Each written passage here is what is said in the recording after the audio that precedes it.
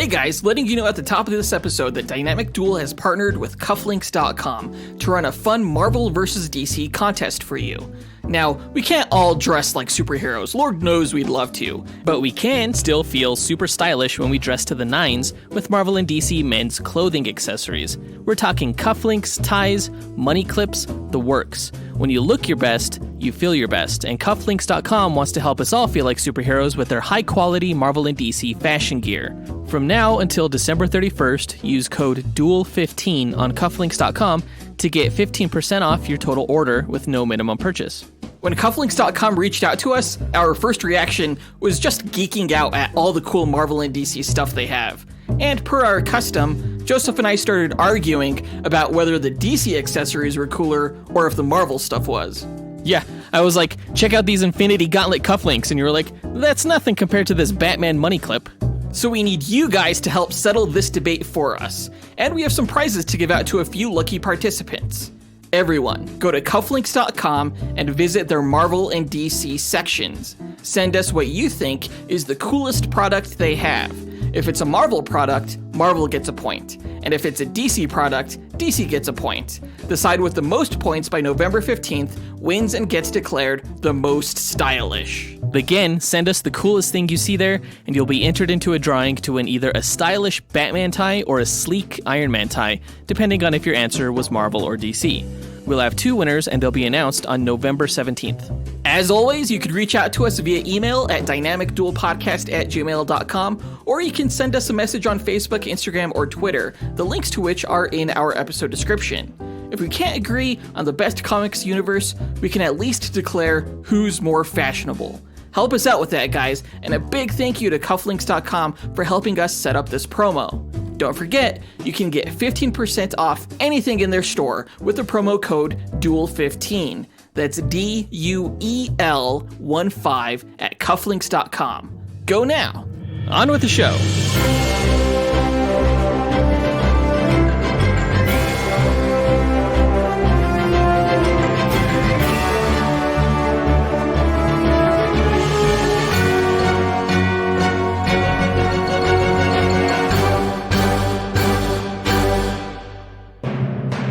Hi, welcome to the Dynamic Duel Podcast, a weekly show where we review superhero films and debate the superiority between Marvel and DC by comparing their characters in stat-based battle simulations.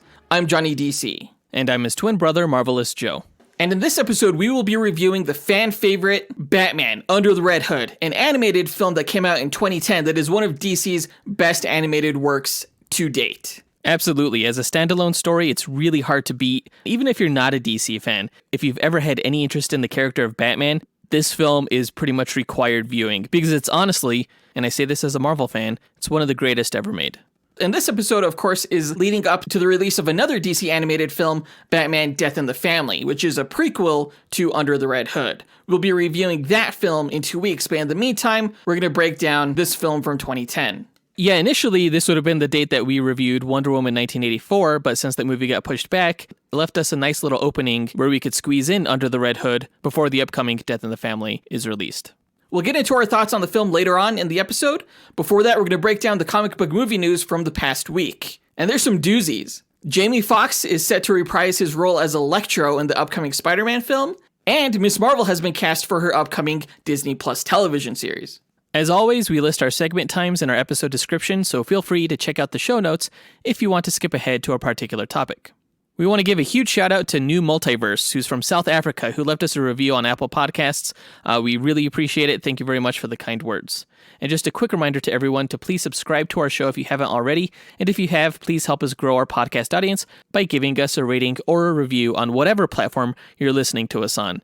We see you listeners listening to us on Stitcher and not leaving reviews. But if you could do that, that would be great. And please also share us in person if you can with your fellow DC and Marvel fans.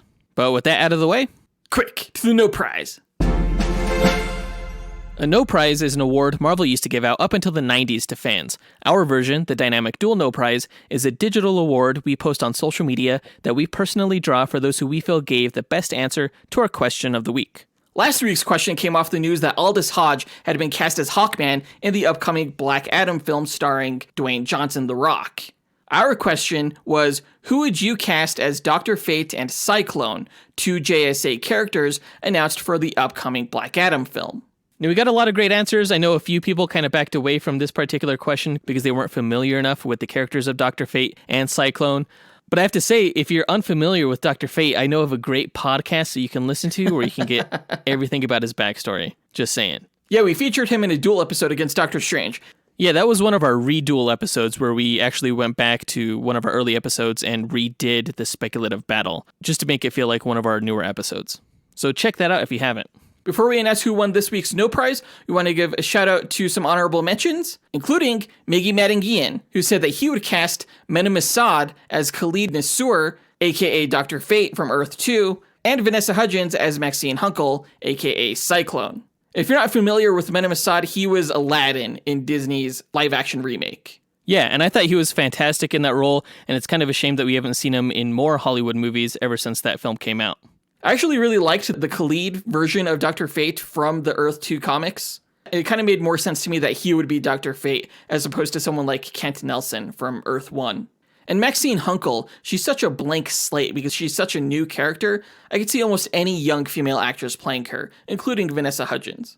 Yeah, Vanessa Hudgens was the star of that DC show called Powerless, and I thought she did pretty well in that role. She kind of has a bubbly delivery in her performances, but that's kind of who Cyclone is, so it works. Yeah, totally. Our second honorable mention goes to Jeff Miles Jr., who said that he would cast Rami Malek as Dr. Fate and Isla Fisher as Cyclone, citing that both have extraordinary range. Now, Rami Malek is the actor who's in Mr. Robot, and he plays the bad guy in the upcoming James Bond movie, and he also won the Oscar for playing Freddie Mercury in the Bohemian Rhapsody movie. He is of Egyptian descent, so makes total sense, and he's a fantastic actor. He would be a huge get for this movie.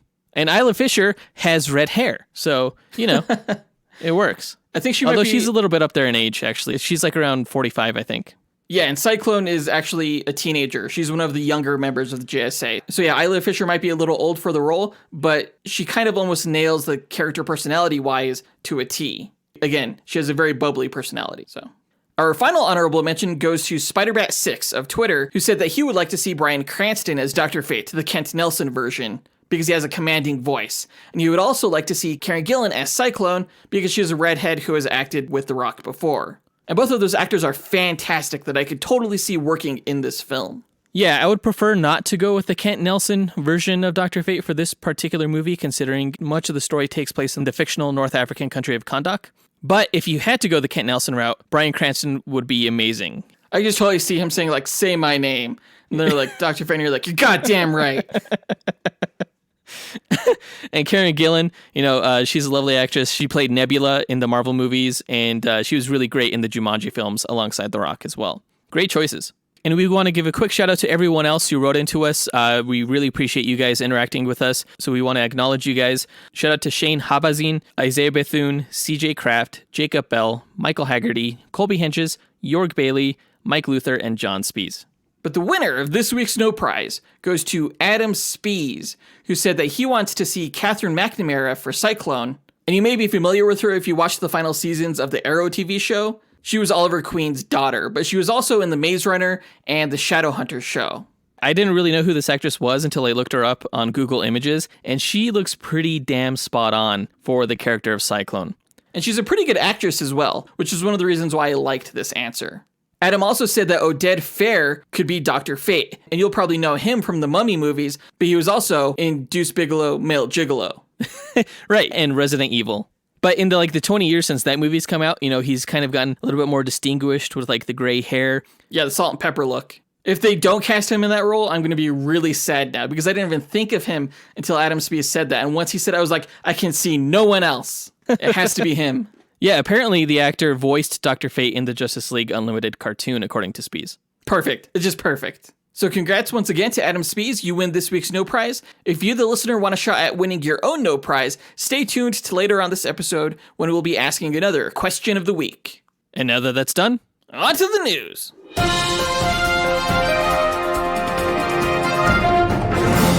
All right, and the strangest bit of news that we've gotten in a really long time, Jamie Foxx will be returning as Electro in the upcoming Spider-Man movie. People are calling it Spider-Man 3, but, you know, it's probably going to be called, like, Spider-Man Homeless or something like that. Who knows? Spider-Man, there's no place like home, just because the Wizard of Oz dealt with like alternate dimensions and stuff. Oh, you know what? That's not a bad idea, but way too long and I hate it. So what's up with this news, right? I'm sure everyone was left scratching their heads when they first heard this, especially considering that the character of Electro was not the most well-received character from the previous franchise. You know, his origin was a little bit weird. If you guys listened to our previous episode where we pit the character of Electro against the Flash, and you learned all about Electro's backstory, you know how much they butchered it in that movie. Getting electrocuted by electric eels. To be honest, when I saw this news pop up in my news feed, I thought I was being punked. I thought this was some kind of tie-in to our last episode with Electro. It was just way too coincidental. I did not believe it. But I always thought that they went the electric eel route with Electro to sort of imply that he is another one of like Spider-Man's totem villains, the villains that kind of take their inspiration from animals on Earth, and he was just happened to be like the electric eel totem. Yeah, that was definitely the route that they were going. Doesn't make it any less ridiculous. But all that said, I absolutely 100% believe that Jamie Foxx is an amazing actor and that the fault of Electro within that film fell largely on director Mark Webb and not Jamie Foxx. So I'm actually excited to see him return to the upcoming Spider-Man movie and get another shot at this. Because I think in better hands, he can deliver a better performance. He's already confirmed that he's not going to be the blue version of Electro, which is interesting.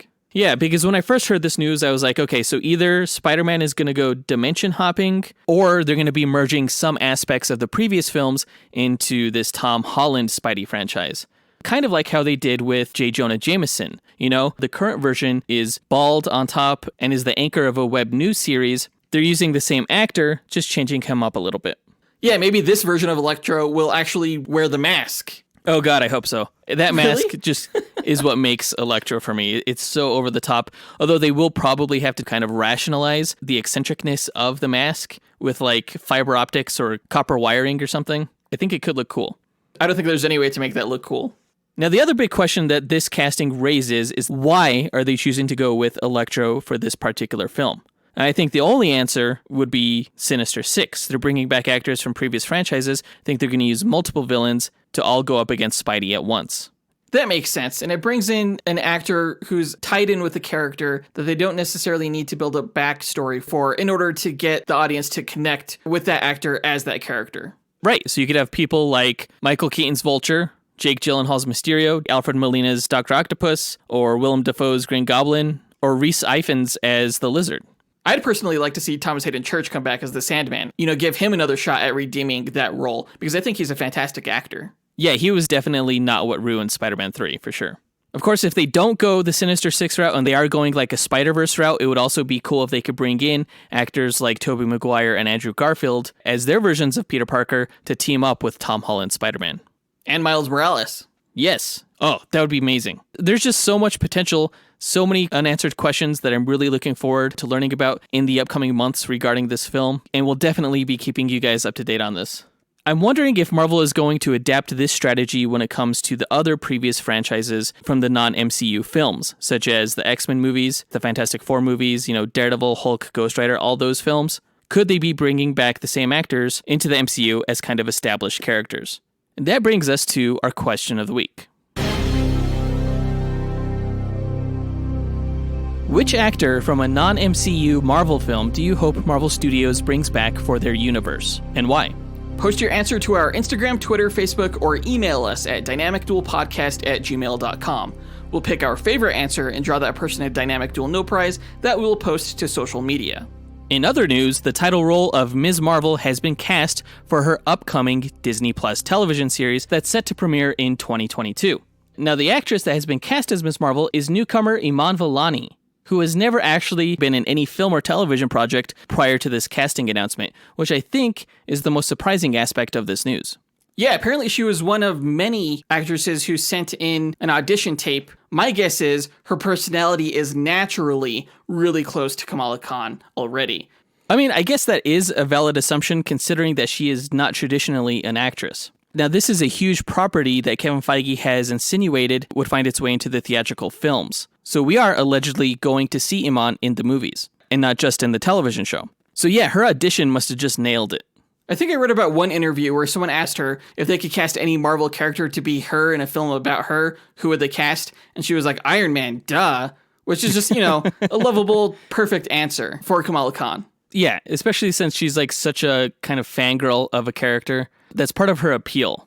For those who don't know much about Ms. Marvel or who aren't interested, I'm telling you now, you should be interested because Kamala Khan was introduced in 2014, I want to say, and she has quickly become one of the most popular new characters that Marvel has to offer because of her personality, because she's so unlike anything that we've seen before. She very much reminds me of the character of Peter Parker, how he was as a teenager going through these real-world problems, but in a way that appeals to a demographic that we've never seen in comics before. She's this character with this goofy looking power of embiggening, where she can like increase the size of her fists and feet and legs and things like that. That's not usually a power set that we see applied to female characters that don't usually have abilities that distort their feminine form, And the fact that she's Muslim and going through troubles with her family there and kind of having the same religious struggle that Matt Murdock has as a devout Catholic, it's just so damn fascinating, and I really cannot wait to see how her stories from the comics will play out, how they choose to translate that, and appeal to Marvel fans and a whole new demographic. I wonder if they're going to make her an Inhuman. That is the biggest question I have. Now, the show is going to come out in 2022. That means that they have a little over a year and a half to introduce the concept of Inhumans within the Marvel Universe. Now, they already tried to give that a shot with the Inhumans television show, but that was just an abomination. They also tried to introduce the concept of Inhumans within the Agents of S.H.I.E.L.D. television show, but it's hard to know if that will stick either. Whenever we get an introduction to Inhumans, you would think that we'd get to see like Black Bolt and Medusa and all of the Inhuman royal family, but I'm not sure if it makes sense to introduce them within a Ms. Marvel television show. We'll see. Well, it does kind of fit in that Ms. Marvel is connected to Captain Marvel, who is herself connected to the Kree, who themselves are responsible for the Inhumans. Oh, you solved it. There we go.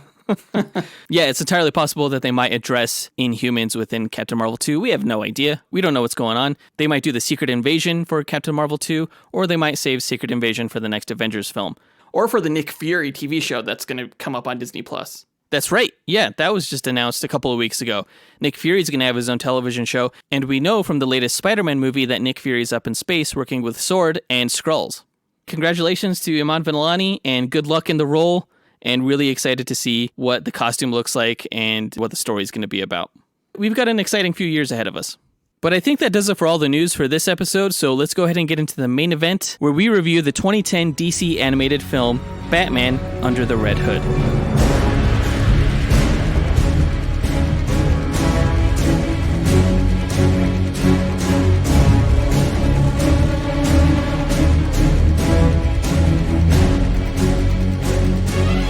So, as we mentioned, Batman Under the Red Hood is a 2010 animated film based on a storyline from the comics written in 2004. Both the movie and the comic were written by Judd Winnick, in what I think is one of the most important Batman storylines in the character's history. Also one of the most badass. This movie is amazing, arguably the best DC animated film ever made, so if you haven't seen it yet, hit pause, watch the film, avoid any and all spoilers if you're not familiar with its surprise twist of who exactly is under the Red Hood. Do not listen to this review if you have not watched the movie. I'm talking to you. You know who you are, person listening to this review that has not watched the movie. Don't do it. I swear to God. I mean, I'm sure everyone listening to this podcast knows the spoiler. The film is 10 years old, too. But in case you don't know the surprise, we're about to move into spoiler territory right away, so you've been warned. Damn right you have. Jeez. Now, this is essentially the closest thing we have on screen in DC to Captain America the Winter Soldier, which we reviewed earlier this year in 2020, and which we think is one of the MCU's best films. Yeah, that's no small statement. Both the Red Hood and Winter Soldier are the villainous resurrections of former sidekicks that seemingly died decades ago. The storylines in the comics that introduced us to the Red Hood and Winter Soldier came out at roughly the same time as well, in the mid-2000s. I'm pretty proud of the matchups we've come up with for this podcast's dual episodes, but one I regret was pitting the Red Hood against the Punisher. He should have won up against the Winter Soldier. But that was a mistake we tried to rectify when we pit the Winter Soldier against Tim Drake, another former Robin. It is what it is. We do our best on the show. Ultimately, I still think that pitting the Punisher against the Red Hood did make for an entertaining episode. Now, Captain America the Winter Soldier was a spy thriller, but it revolved around the mystery of who the Winter Soldier was and who he was working for. The reveal of who was behind the mask wasn't a surprise to anyone familiar with the comics, and it was the same for this film. I would say, just in comparing the two films though, that Captain America the Winter Soldier handled the mystery a bit better than Batman Under the Red Hood. Like, my wife hadn't seen this film before and didn't know who the Red Hood was, and she was able to guess that it was Jason Todd earlier in the film than I would have liked. Under the Red Hood had to give all of its backstory and clues in one film, making it easier to connect the dots. In 2 episodes from now, we'll be reviewing the short film Batman Death in the Family, which, as we mentioned at the top of this episode, is a direct prequel to Under the Red Hood. In an ideal world, we would have gotten Death in the Family first, followed up by an edited version of Under the Red Hood that removed any backstory to fully maximize and recapture the surprise that comic readers had in the mid-2000s. Now, I do want to be careful to avoid comparing this movie to The Winter Soldier too much because, first of all, this movie did come out before the Winter Soldier film. And while they do have a lot of comparisons thematically, this movie definitely stands on its own. Oh, it absolutely does. I mean, this is a great film. I mean, it's not the best mystery, but Under the Red Hood is a phenomenal action film. The animation here was not cheap, and the character designs deviated slightly from Bruce Timm's usual style. They were somewhat more suited to the darker subject matter and PG-13 tone.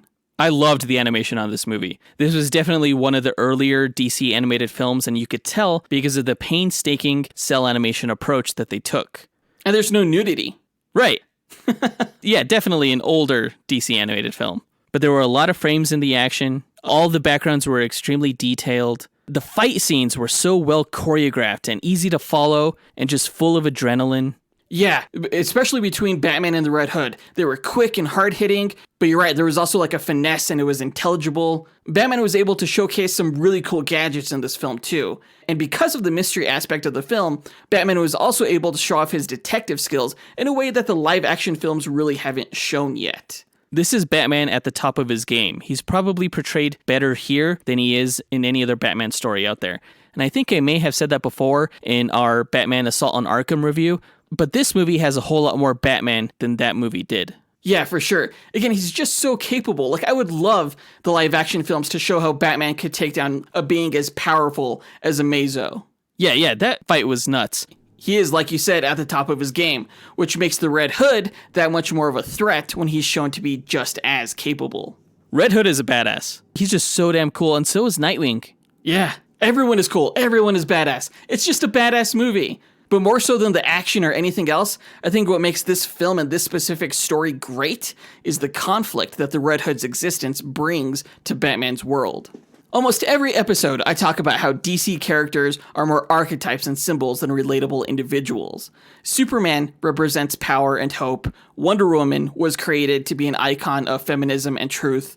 Batman symbolizes fear and justice, but also, and maybe even more so, dedication. Few characters in comics are as dedicated and driven to perfection by their cause as Batman. Batman has to be perfect and meticulous and hyper-intelligent because he's only human, and the only way he's going to be able to stop Gotham's colorful cast of criminals is by being better than them. Batman can't afford to make mistakes, which is why I think the story of Under the Red Hood is one that resonates above most Batman stories, in that it forces this perfect character, Batman, to confront his greatest failure in more ways than one. Because that's what Jason Todd represents, Batman's greatest failure. Batman blamed himself for Jason's death. He didn't train him well enough, he didn't help him control his aggression and recklessness, he failed to make him like Dick Grayson, the first Robin. In the comics, when fans voted to kill Jason Todd, I don't think that they had the foresight to see how this child's death would go on to shape and further motivate Batman's war on crime. Most people would retire if they felt responsible for the death of a child on the job, but not Batman. Batman kept Jason's Robin costume as a memento to his failure, to remind him of the stakes of making mistakes, and to be more cautious in the future. And Batman needed this lesson, It wasn't a lesson he could have learned from losing his parents as a child. Everyone's parents will eventually die, and more often than not, it's not going to be your fault. Losing a child, however, I can't imagine not feeling responsible for losing a life that you were responsible for, even if the child's death wasn't your fault. I mean, Batman, after all, is only human. But Batman moved on, wiser, with Jason Todd's memory as symbolic motivation. But with Jason Todd's return as this corrupted version of Batman, in a way, the symbolic memory of Jason and the drive that came with it for Batman was turned on its head and cut Batman to his literal core being. This ghost that haunted Batman for decades was made flesh and took a more nightmarish turn in that Batman helped train this now murderous figure, a perversion of Batman himself, amplifying Batman's regret over Jason Todd and making him feel the added weight of all the death and destruction caused by the Red Hood. Now, Batman thought that Jason was getting revenge on him, punishing Batman for not saving him. But what Batman didn't realize was that Jason wasn't upset that Batman failed to save him, but that Batman failed to avenge him by allowing the Joker to live. Jason knows who to blame for his death. He doesn't blame Batman in the way Batman blames himself. It's not often that Batman stories get emotional, but that's definitely the case for this movie. While the first half of the film is very high-octane and edge-of-your-seat action, once Batman realizes that it's Jason Todd, the second half of the film takes a different tone, especially that end scene. Oh man, absolutely. It makes you choke up a little bit, because you know that Jason has every right to be angry at Batman. And you know that Batman, even though he is in the moral right, he's in the wrong when it comes to family and relationships. And that's the personal sacrifice that Bruce Wayne has made, to always put his war on crime above anything else. And that's what hurts the most. Because family is supposed to be the most important thing. The whole entire reason that Batman has this war on crime is because of family. It's this paradox about Batman's mission, and this movie really puts that contradiction in the spotlight. I do think that Batman cares about the family that he has made, but you're right in that the mission always comes first. The person Jason hates more than anyone is the Joker, and his entire motivation comes from the question of why doesn't Batman kill the Joker? It's a fascinating question, and it's one that almost every comic book fan has debated. The Joker has killed thousands, not just Jason Todd. He killed Commissioner Gordon's wife, he paralyzed Batgirl, he is one of the most homicidal characters in fiction. He is the personification of chaos and relentless evil, the antithesis of Batman's righteous justice. The two forces are so at odds, and yet neither one will kill the other, even though the Joker has tried and Batman has admittedly thought about it. The question of why Batman doesn't kill the Joker really boils down to a question of ethics. Should someone do something bad, or rather against their own values and principles, in order to benefit many other people? Is it more selfish of Batman to not want to murder someone, or is it more selfish of society to ask one man to murder for them? And it would be murder. Batman admits that much to Jason at the end of the film, saying that he thinks every day about capturing, torturing, and murdering the Joker, and how he doesn't allow himself to cross that line because once he does, how can he not use the same justification he used to kill the Joker to kill every other bad guy in Gotham? He'd be saving so many more lives, right? And the Joker just loved to hear that. That's all he's ever wanted to hear from Batman. In a way, Jason was giving the Joker everything he ever wanted by getting Batman to confess that he thinks about killing the Joker a lot. Oh, I think that was probably the Joker's best line in the film when he was like, "Oh, so you do think about me." Yeah. I mean, it was a little bit funny and a little bit throwaway, but it wasn't throwaway. It had huge implications. It's not entirely always clear what the Joker's motivations are, but we do know that one of them is to get Batman's attention. Absolutely. To the Joker, I wouldn't be surprised if this was one of the best days of his criminal career. The day that Jason Todd tried to make Batman kill him. It absolutely is. It is. Because it was all just kind of coming out into the open. Their real, true feelings just spilling out in this one-on-one talk. But Batman has to be careful with his emotions because he has a lot of anger and rage inside of him. And if he kills the Joker, how many other lives does he have to take before he could have a perfect society, before he has to protect society from himself? Vigilantism is a slippery slope, with Batman on one end and the Punisher, or you could say the Red Hood, on the other. Jason Todd sort of represents the immaturity or naivete of justice-obsessed youth demanding a perfect society, a utopia, not realizing that there is both bad and good in everyone, always. And when you forego concepts like mercy and grace to kill away your problems, you're preventing someone from learning and having a change of heart, even someone like the Joker. If Batman kills someone to save thousands of lives, who's to say that same person could not have later in life saved millions? And who is Batman to decide whose lives are more valuable than others? And this is one of the reasons why I love The Punisher so much, in that while it's not a very mature take on vigilante justice, there is some kind of sick release to be had in justice that is so black and white, where you don't necessarily have to think about the good that exists in the people that he's killing, when you could just look at them as just pure personifications of evil, even though in reality that's never what they are. Punisher stories are an escape from that reality. You're totally right. There's always good and bad, and there's always bad and good. And no one knows everyone's story, you know? Batman draws the line at playing God. So when Jason says, "No, I'm not talking about killing the Penguin or Scarecrow or Dent, just the Joker," Batman knows himself well enough, his values, his inner struggles, to say, no, he can't. He knows what he would become and the consequences of becoming that if he killed the Joker, so he doesn't do it. Now, it's not the kind of answer that anyone would be satisfied with, because we expect someone as capable and perfect as Batman, who has willingly chosen to take up his crusade of bettering society, to be perfect and be incapable of a downward spiral. But he says that he's not. And that's why this movie is so good. Not only does it finally give us the perfect setup to answer why Batman doesn't kill the Joker, but it reminds us how human Batman is, and it makes seeming antiquated ethics and values almost kind of badass. Like, Batman's like, no, killing the Joker is too easy for me. I don't know, the argument that you seem to be presenting is that Batman doesn't kill out of fear of becoming someone like the Punisher. But you see characters like Captain America doing it all the time. Like, he knows who he should kill and who he shouldn't. He doesn't always take bad guys to jail. Oftentimes he does, but he also knows when he needs to put a fool down. But I would also say that Captain America is more mentally and emotionally stable than Batman, than Bruce Wayne. Bruce Wayne has some demons. That's true. He's definitely a lot more angry. And killing people would come really, really easy for him. He would kind of become like the Joker, in a way. I think Jason Todd should have killed the Joker.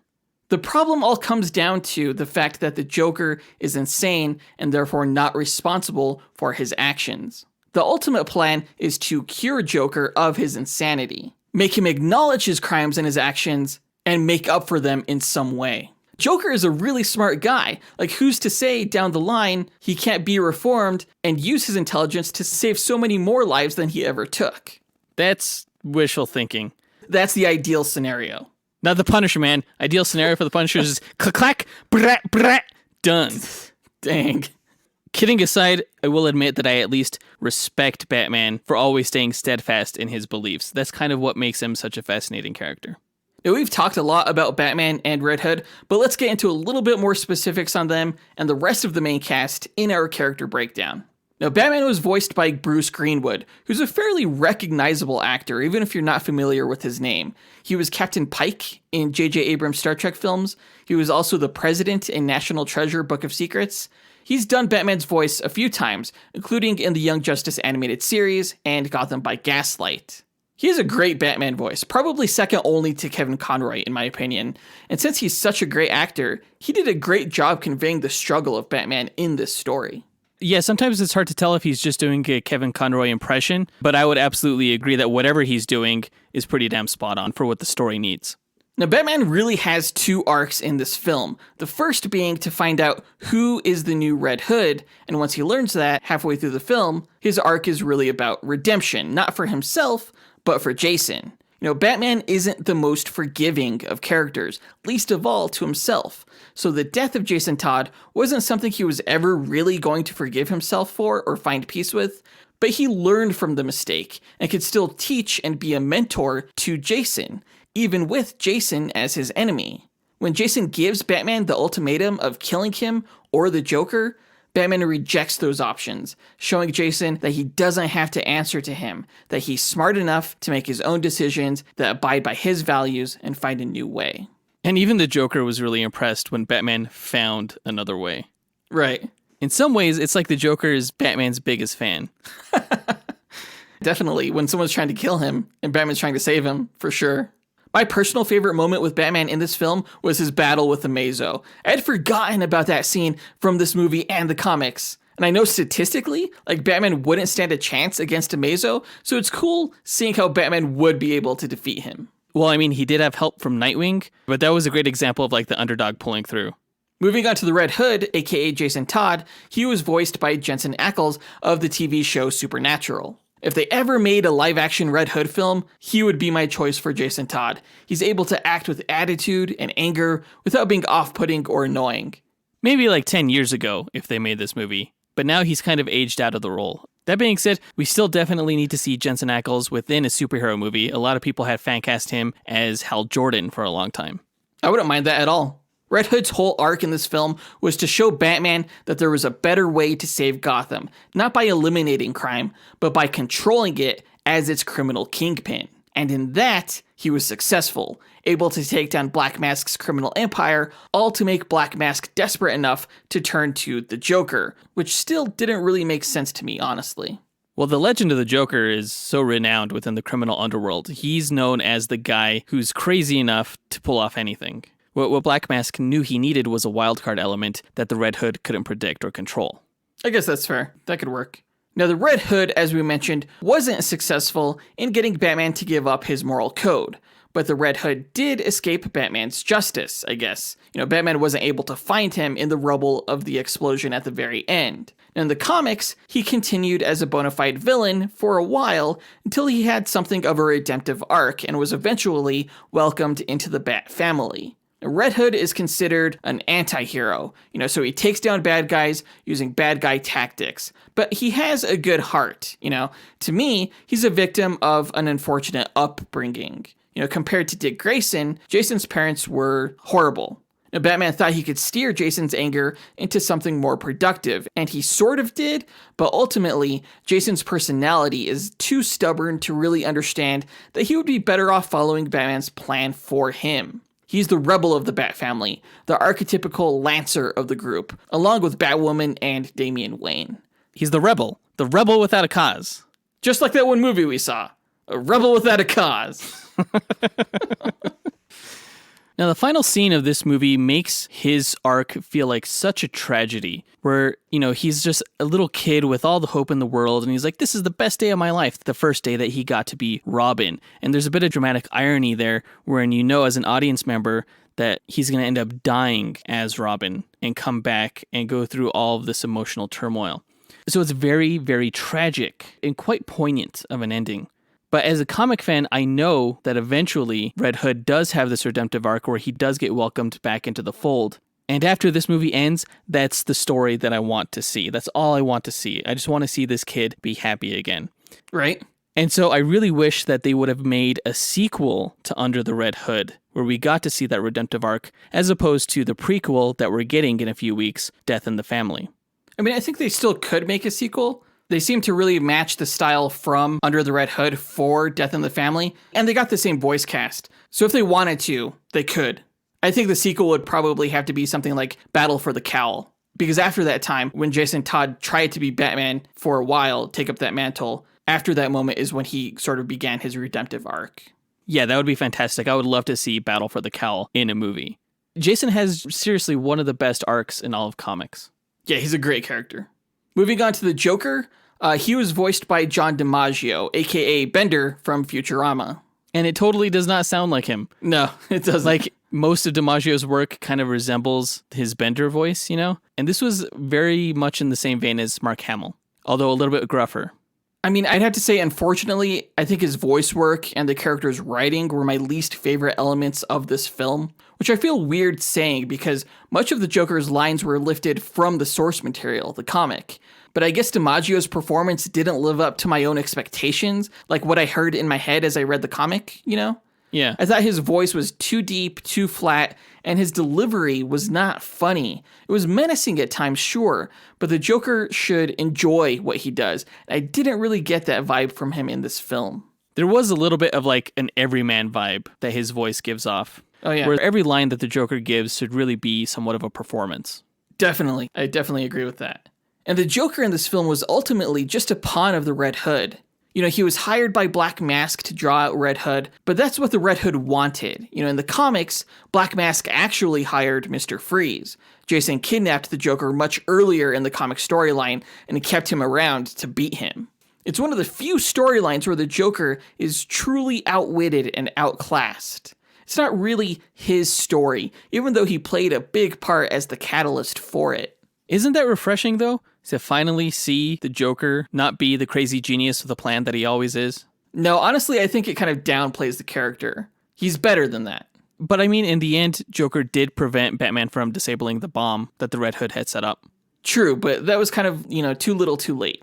In this movie, the Joker was hired by Ra's al Ghul to cause a distraction while Ross destroyed Europe's economy. But that's not what happened in the comics. Joker doesn't really work for other people. He's not a hired clown who cares about money, which is probably one of the reasons I didn't like him in this film. In the comics, Joker finds Jason's mom and blackmails her into giving up Jason. I think they introduced Ra's al Ghul the way they did in this film to explain Jason's resurrection by the Lazarus Pit later on. Yeah, makes sense. Now, Nightwing was voiced by Neil Patrick Harris, which I thought was a terrific bit of casting. Like, Neil could have probably done the voice for Red Hood, but he's just so charming a guy. He's a better fit for Nightwing. Nightwing is charismatic and dependable, and Red Hood is anything but. Nightwing was sort of the comedic relief in this film, often as a reaction to Batman's gruff demeanor. It kind of made Batman look like a dick. Batman is a dick. Well, in the comics, Batman was proud of and much more friendly toward Nightwing.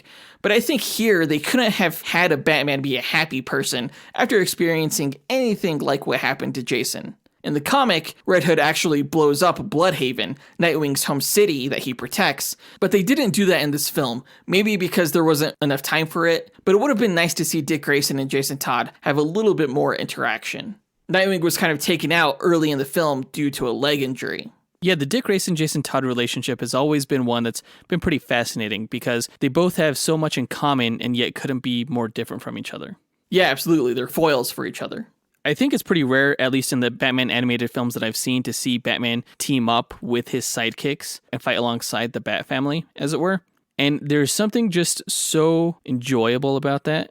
What I really want, I think, from DC is to get like just a Bat family movie where you have Batman and Robin and Nightwing and Batgirl and Red Hood and Batwoman and Batwing and Orphan and Spoiler.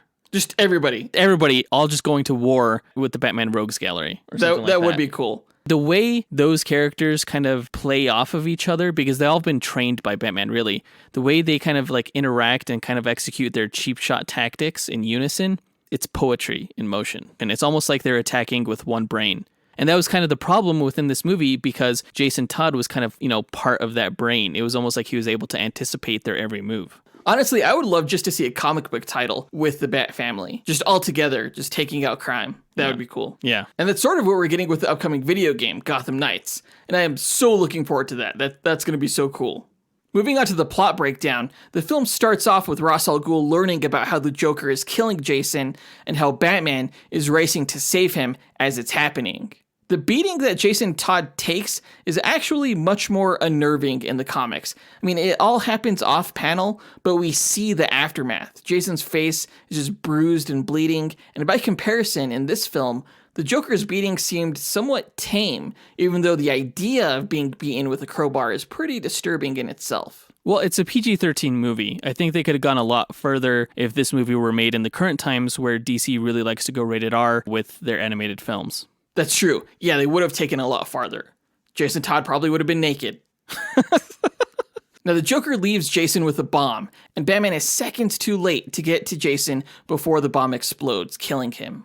The film flashes forward 5 years, and a new villain, the Red Hood, intimidates Gotham City's drug lords into working for him instead of Black Mask. Red Hood's henchmen attempt to steal the Amazo android from Black Mask, but Batman and Nightwing stop them and destroy Amazo. Red Hood executes his own henchmen before they can say much, and Batman and Nightwing chase the Red Hood across the city to Ace Chemicals, where Batman remembers the original Red Hood falling into a vat of chemicals, turning into the Joker. The Red Hood blows up the chemical factory and escapes. I think a good companion piece to this movie would be Batman the Killing Joke, because we get a lot more of the story with the Joker and the Red Hood persona. Yeah, that's another prequel of sorts to this film. Batman and Nightwing interrogate the Joker at Arkham Asylum, who denies any involvement with the Red Hood. Now, Red Hood attempts to steal Black Mask's weapons shipment, but Batman and Nightwing stop him, chasing him through Gotham once again. The Red Hood is too well trained to get captured, however, and he eventually evades the duo at a train station, which blows up, injuring Nightwing. I always love how Nightwing keeps commenting like, man, this guy's good. And Batman just keeps getting annoyed with that. Now, going over the surveillance of the chase later on, Batman realizes that the Red Hood knows Bruce Wayne's secret identity. Bruce Wayne begins to suspect the Red Hood is Jason after remembering Jason Todd performed many of the same maneuvers when he was younger. Black Mask, angry over how Red Hood has been targeting his business, begins targeting some of Red Hood's drug lords, whom the Red Hood protects. The Red Hood is attacked by the fearsome Hand of Four, a group of assassins, but Batman arrives to help fend them off. Successful, the Red Hood explains that, unlike Batman, he plans on killing the criminals that don't fear him. Batman analyzes the Red Hood's blood and confirms that he is indeed Jason Todd. After discovering that the body in Jason Todd's casket is fake, Batman confronts Ra's al Ghul, who admits to resurrecting Jason Todd in a Lazarus pit because he felt guilty over teaming up with the Joker, but that Jason Todd escaped and seemingly died after being resurrected. After Black Mask survives an assassination attempt by the Red Hood, he breaks Joker out of Arkham Asylum so he could hire him to take down the Red Hood. Joker gets Red Hood's attention by kidnapping Black Mask and his henchmen and setting them on fire. Red Hood reveals that getting Black Mask to free the Joker from Arkham was his plan all along, and while Batman rescues Black Mask, Red Hood kidnaps the Joker and beats him with a crowbar before telling Batman to meet him in Crime Alley if he wants to save the Joker. That little moment that Batman had where he was in the alley and he kind of smiles to himself, remembering his discovery of Jason Todd as the kid was stealing the Batmobile's wheels, was just a nice little touching moment before, the big final climactic confrontation. There are so many great moments like that are just so heartbreaking in this film. It was the last scene of the film. It was Alfred dropping the tray when he saw that the Red Hood was Jason Todd. It's just right in the feels. Batman and Red Hood meet and fight, with Red Hood taking off his helmet to confirm that he is Jason Todd. Their fight leads to where Red Hood has kept the Joker, and Red Hood gives Batman an ultimatum: kill him or the Joker. Batman instead uses a batarang to disarm Red Hood, who then detonates a bomb, trapping the three in rubble. Batman finds Joker, but the Red Hood goes missing. In the last scene, Batman remembers Jason Todd putting on the Robin suit for the first time. Did Jason Todd ever wear the Robin Pixie outfit with the bare legs? I thought Jason Todd always had the leg coverings in his Robin outfit. No, he started off in Dick Grayson's costume. Okay, yeah, makes sense. It's just a little weird to see that. I feel like Batman is the type of guy who had been like, kid, put some fucking pants on. I don't know, I guess it was just the style at the time when the character was designed. He's meant to evoke Peter Pan or something, right? Yeah. Overall, I think the story of Under the Red Hood is, again, one of the most important Batman stories that we've ever had. The story was terrific. The animation was terrific. It had a mostly terrific voice cast, I thought. Yeah, there's very little to criticize in this film. It's an exceptional movie. I think the only reason why it wouldn't get something like 5 stars necessarily is because it just doesn't have as much wow factor as, say, an Endgame or an Apocalypse War. But it's almost impossible to get a better Batman movie than this one. I think maybe if you combined Death in the Family with this film, and then maybe had the Joker become the ultimate villain in the third act or something like that, then it could have been better. But as it stands on its own, I would agree and say that this deserves a 4.5 star rating. I agree with that. Absolutely. Near perfect. One of the absolute best. And because of that, again, I'm really hoping that nobody listened to this review without having seen the movie. If you have seen the movie, let us know what you thought about it by writing to us at dynamicduelpodcast@gmail.com or by visiting us on Facebook, Instagram, or Twitter. You can find links to all of our accounts by visiting our website, dynamicduel.com. And don't forget, guys, we currently have a promotion going with cufflinks.com where you can get 15% off any order at their online store by using promo code DUEL15. That's DUEL15. Go check out their Marvel and DC merchandise. It's the absolute best. Again, let us know what you think is their best Marvel or DC product and get eligible to enter our contest where we're giving away sleek, stylish Batman and Iron Man ties. Again, visit cufflinks.com right after this episode. Big thanks to our executive producers, Ken Johnson, Jace Crump, John Starosky, and John Speas for helping make this podcast possible. And we'll talk to you guys next week. Up, and away. True believers. Chris, you really think that the remake of Power Rangers was better than Avengers Endgame? Absolutely, Guys? 100%. What is wrong It is with you? way better. No, it's not, It's just dude. way better than... How am I even it's not. related It's to you? amazing. I mean, Endgame's not bad, guys, but... guys. What, Chelsea? Chelsea? We're running out of time for the commercial. Wait, we're recording that right now? That's happening right now? Yes, right now. Oh my gosh. Well, what do the people need to know? Well, they need to know where to find us. Well, they can find us on Spotify, iTunes, Anchor, all the regular stuff. And they can follow us on Instagram if they want to see, social media content. Yeah, at Ready to Retro. But they don't even know who we are. Well, I'm Max. And I'm Chris. And I'm Chelsea. And we're Ready to Retro. Are you?